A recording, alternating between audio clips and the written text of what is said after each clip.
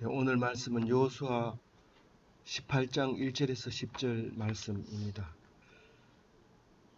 이스라엘 자손의 온 회중이 실로에 모여서 거기에 회막을 세웠으며 그 땅은 그들 앞에 서 돌아와 정복되었더라. 사실 오늘 이 말씀은 굉장히 어려운 부분을 읽게 되는데 그 부분을 잘 음미하면 크게 은혜를 받을 수 있는 부분입니다.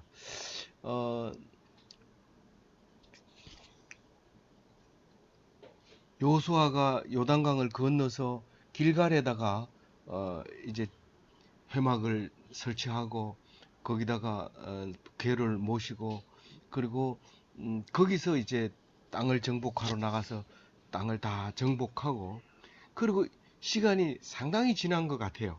여기서는 지금 시간을 이야기하고 있지 않지만 사실 시간은 전혀 성경에서는 그 짧은 순간은 시간이 지난 뒤에라고 얘기하지만 실제로 시간이 지난 것은 거의 얘기를 안 하고 있습니다. 그래서 이게 길갈에서 실로를 어떻게 왔는지는 모르지만 길갈에서 괴를 들고 여리고를 돌고 그리고 또 길갈에 회막에다가 갖다 안치를 시켜놨다가 또 이렇게 여리고를 돌고 또 이렇게 하면서 어, 회막은 그대로 있고 괴만 이렇게 움직였습니다.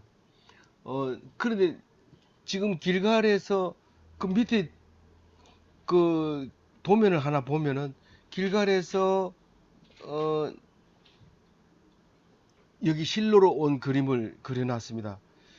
좀 잘 안 보이는데 잘 알이라고 생각하고 그냥 전체적인 이제 그것만 보여주는 건데 괴는 그렇게 움직였습니다. 괴는 그렇게 움직였는데 회막은 그렇게 움직이지 않아요. 회막은 어, 기드온의 저 기브온에서 회막이 설치되어 있어가지고 다윗도 거기서 제사를 지내고 솔로몬도 성전을 짓기 전에 기브온에서 제사를 지냅니다. 궤 없이 지낸 거죠, 사실은. 궤 없이 지낸 건데 오늘은 회막을 이제 그 실로로 옮겼다고 얘기해요. 그러니까 회막이라고 말하면 국회의사당쯤 된다고 보면 되죠. 모든 정치를 하는 가장 중심, 다시 말해서 신정 정치의 센터를 얘기하고 중앙청을 얘기하고 있는 거죠. 그래서 이제 거기에서 모여서 결정을 하고 허락을 받고 이제 그렇게 하는 부분이 회막인데 그게 이제 길갈에서 지금 실로로 왔습니다. 근데 실로에 왔는데 이게 왜 난해 구절에 들어가 있냐? 그러면은 창세기 49장 10절의 말씀이 난해 구절로 제일 처음에 찍혀 있습니다.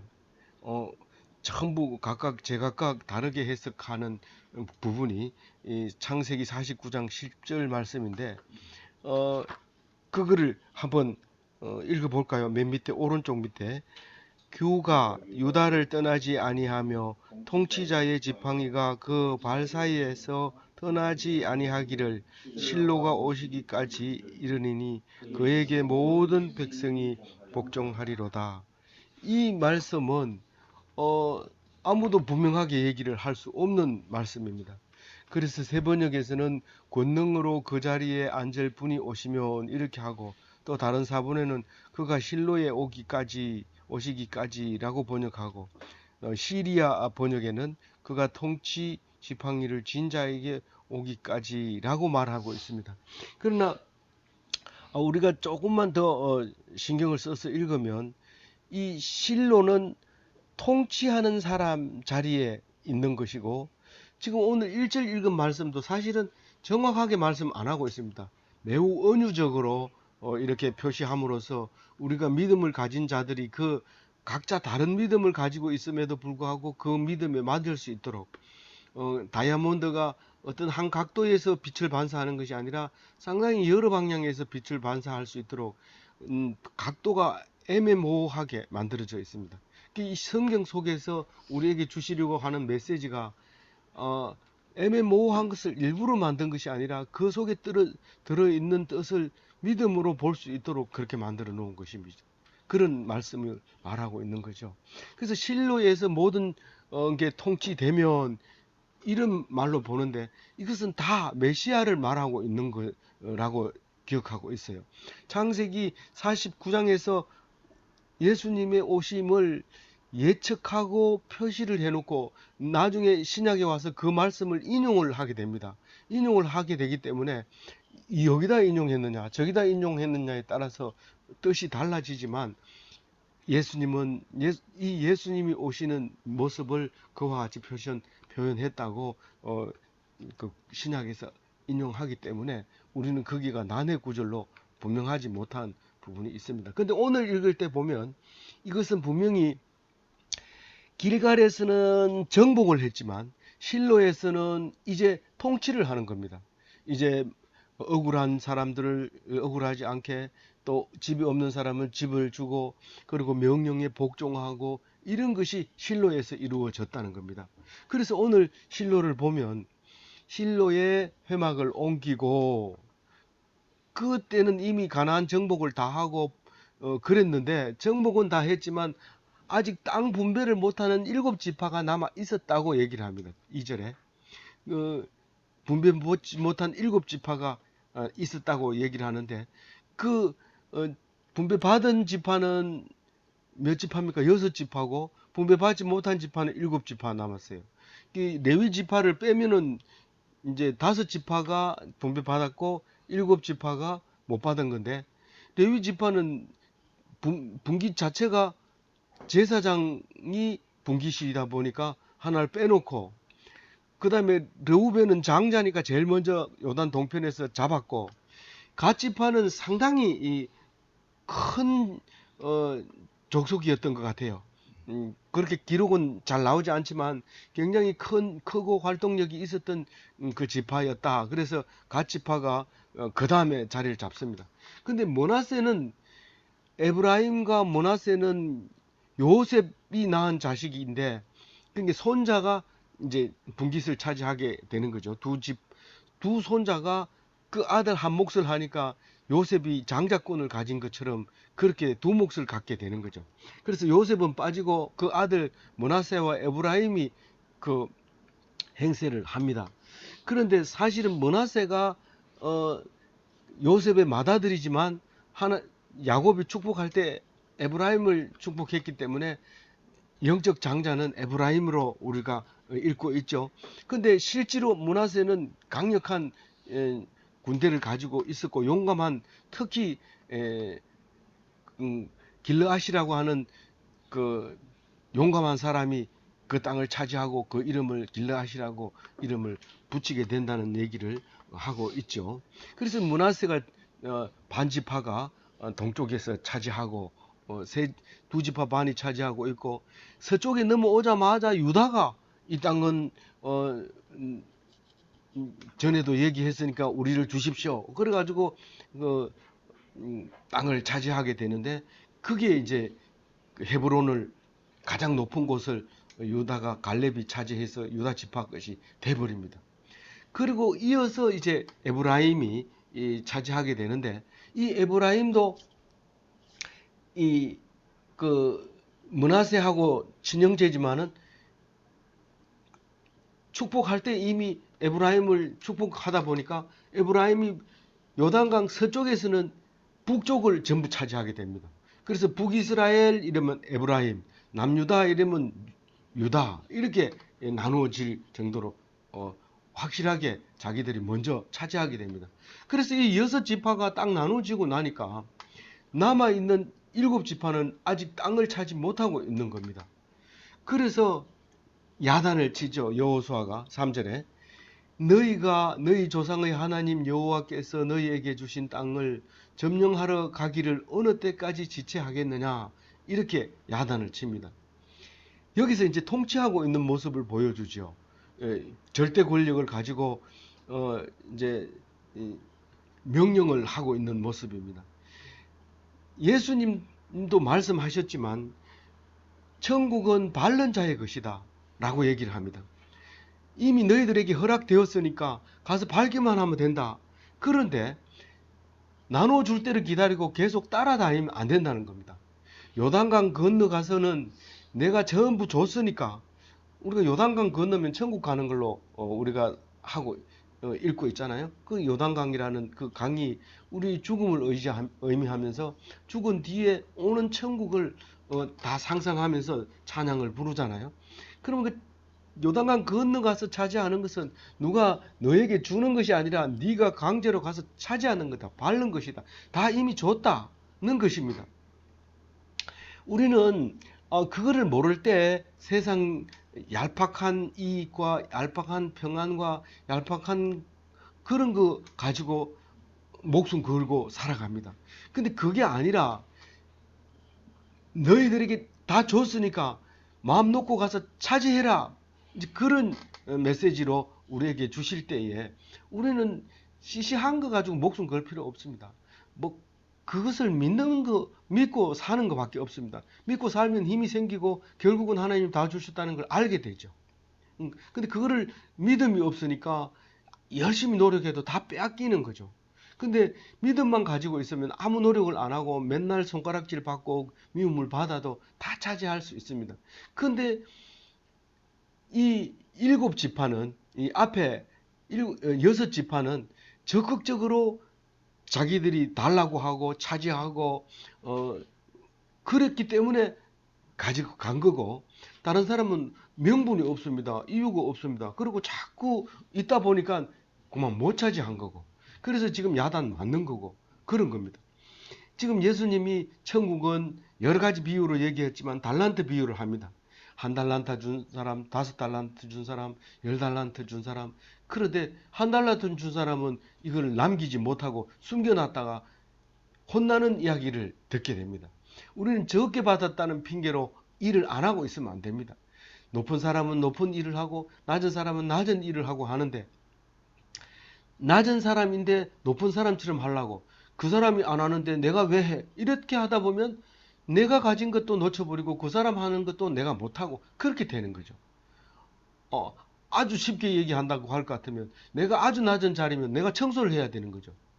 그 높은 사람도 청소를 한다면 그러면 통치를 할 사람이 없잖아요. 그래서 그거는 극단적인 예를 제가 말씀드린 거지만 어떤 경우라도 귀중하지 않은 일이 없습니다. 어떻게 청소한다고 그건 귀중하지 않는 일이고 이렇게 말할 수 있는 겁니까? 오히려 그게 더 학교를 빛내는데 도움이 돼서 학교를 빛낸 사람이 누구냐? 총장이 아니라 청소하는 사람이다. 이렇게 얘기할 수 있는 거죠. 우리는 방금 찬송했지만 광채를 내는 게 뭐 높은 사람만 내는 게 아니고 참 낮아서 그게 중요한 역할을 합니다. 그래서 우리는 그런 걸 따지면 안 돼. 한 달란트 받은 사람도 10달란트 받은 사람도 하나님께 충성을 다하면 네가 작은 일에 충성했다고 말하지 네가 참 큰일 했다 이렇게 말하지 않습니다. 그 사람이 만약에 큰일을 스스로 했다고 생각할지라도 하나님 앞에서 그게 어떻게 큰 일일 수 있겠습니까? 절대로 그렇지 않다는 말을 우리에게 하면서 믿음이 중요하다. 믿고만 있으면 네가 잘하든지 못하든지 그거는 사람들의 평가는 중요하지 않다. 그래서 하나님이 나중에 작은 일에 네가 충성했다. 네가 믿음이 있어서 상 받을 만하다. 그리고 천국 보내주는 거지. 크게 땅을 크게 차지한다고 큰 상을 주는 게 아닙니다. 어제도 보면 이 머나세가 반기를 듭니다. 우리가 사람이 이만큼 많은데 왜 땅을 적게 주느냐? 이 여호수아에게 막 대드니까 막 야단치잖아요. 니는 그렇게 크고 많은 사람이 있으면 힘도 셀 거 아니냐? 그러니까 쫓아내서 네가 스스로 개척하라. 개척해서 큰 땅을 만들어라. 누가 땅을 빼앗아 너들 줄 때까지 그렇게 기다리냐? 그러면 작은 이런 지파들이 땅을 뺏어 가지고 큰 지파 너들에게 갖다 바치랴? 말은 안 하지만 그 말을 하고 있는 거죠. 제가 그 얘기를 하고 싶은 거예요. 내가 여호수아가 돼 가지고 므낫세 지파 보고 야단치고 싶은 말이 그 말이에요. 네가 그러면 약한 사람들이 돈을 벌어다가 네 힘센 므낫세 지파에다가 바쳐야 된다는 말이냐? 이렇게 야단치면서 너희들은 크니까 스스로 개척해라. 저 산에 올라가서 개척하고 저 밀림에 들어가서 개척하고 그래서 땅을 넓혀라. 그래서 살아라. 그리고 더 이상 말을 안 듣습니다. 여호수아가 명령을 딱 내리고 돌아서 버립니다. 그 사람들 한 말을 듣지를 않습니다. 그런 이야기를 할 때 오늘 여기서도 지체하고 있다고 야단을 치고 있습니다. 그런데 이제 명령을 내립니다. 지침은 항상 내려줍니다. 근데 우리가 지침을 안 들어서 그래요. 하나님이 어떻게 하라는 지침을 다 내리는데 그걸 듣지 않습니다. 이 설교 말씀을 자세히 듣든지 성경을 자세히 읽든지 지침이 그 안에 들어있는데 그건 덮어놓고 그거는 교회에서 하는 거고 그거는 그냥 신앙적인 거고 현실적으로 그렇지 않잖아. 이렇게 얘기하는데 현실을 보여주고 있는 거예요. 현실을 성경에서 보여주고 있는데 성경은 성경대로 현실은 현실대로 그러니까 이게 안 맞아떨어지고 괴리에 빠지고 혼란이 오는 거죠. 그게 그거다라고 했을 때 세상 일이 문제가 해결되는 걸 보면 하나님의 사람이 되는 거죠. 그걸 못할 때는 두 가지 다 짐을 지고 가는 거예요.